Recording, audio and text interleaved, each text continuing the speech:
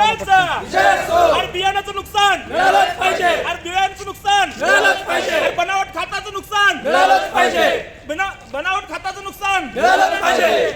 कोण म्हणताय देत नाही, घेतल्याशिवाय राहत नाही. घेतल्याशिवाय राहत नाही. असल्या कृषी अधिकाऱ्याचं करायचं काय? खाली डोकं वर पाय, असल्या कृषी अधिकाऱ्याचं करायचं काय? खाली डोकं वर पाय. अरे असल्या कृषी अधिकाऱ्याचं करा. पण इथं पॉज करायचं 60 सेकंद तिथे पॉज करायचं. पॉज करायचं.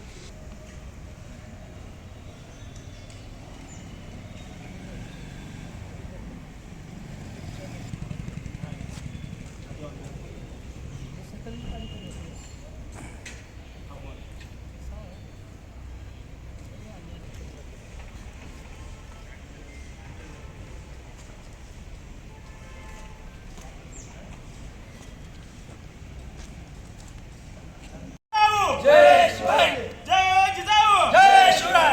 अरे कोण म्हणतंय देत नाही? घेतल्याशिवाय राहत नाही, अरे कोण म्हणतंय देत नाही? घेतल्याशिवाय राहत नाही. आमचं बनावट बियाचं नुकसान मिळालंच पाहिजे, आमचं बनावट बियाचं नुकसान मिळालंच पाहिजे, अरे कोण म्हणतंय देत नाही? घेतल्याशिवाय.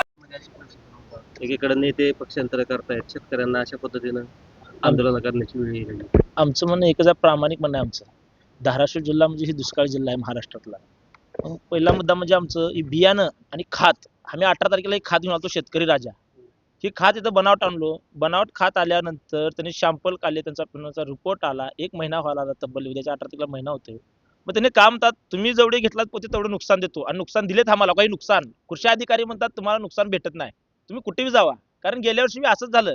कृषी अधिकाऱ्यांनी काय केलं, आम्हाला नुकसान दिलं नाही. आणि त्यांनी आम्हाला क्लिअर सांगितले की सूरज मांढरे म्हणून पुण्याचे जे आयुक्त आहेत, त्या आयुक्तपासून जे मंत्र्यापर्यंत सगळे या कंपन्याला ठरलेलं असतंय, आणि तुम्ही काय या भानगडीत पडू नका. सूरज, तुम्ही काय भानगडीत पडू नका, असं सतीशला मला सांगितले. तुम्ही काय भानगडीत पडू नका. मग मी म्हणलो असं होणार नाही, कारण हा महाराष्ट्र छत्रपती शिवाजी महाराजांचा महाराष्ट्र आहे. ज्या टायमाला अन्याय होत होता, मासाहेब जिजाऊने आवाज उठवल्या आणि आपल्या छत्रपती शिवरायांना घडविल्या. आणि छत्रपती शिवाजी महाराजांनी अनेक मावळे तयार केले. त्या मावळ्यातले मावळ्यात आम्ही काय मागं हटणार नाहीत. जोपर्यंत शेतकऱ्याला खाताचे पैसे डुप्लिकेट आणि ती बियाण्याचं जेवढं धाराशिव जिल्ह्यात, हीच बी नाही, जेवढं धाराशिव जिल्ह्यात भोगस आहे, अख्ख्या महाराष्ट्रात आहे, त्यांनी रिकामे पिशव्या घेऊन इथं कलेक्टर ऑफिसला यायचं आहे. तोपर्यंत आम्ही इथं उठत नाही. मुख्यमंत्री साहेबांनी त्यात लक्ष घालावं, देवाभाऊने आपल्या लक्ष घालावं, एकनाथ शिंदे साहेबांनी लक्ष घालावं, आणि शेतकऱ्याला न्याय मिळून द्यावा. जोपर्यंत न्याय मिळत नाही तोपर्यंत आम्ही इथं हलणार नाही. कारण शेतकरी आज इतका संकटात आहे, तुम्हाला सांगायचं म्हणजे, अहो खात आणि बी घ्यायचं म्हणल्यावर घरात आपलं घरचं सोनं बायकोचं मंगळसूत्र ठेवून दुखला आणते बी खात आणायचं म्हणल्यावर. मग ज्यांना आवाज उठते त्याला तुम्ही नुकसान देताय, आणि बाकीच्या शेतकऱ्यांना काय केलं माझ्या गोरगरिबानं.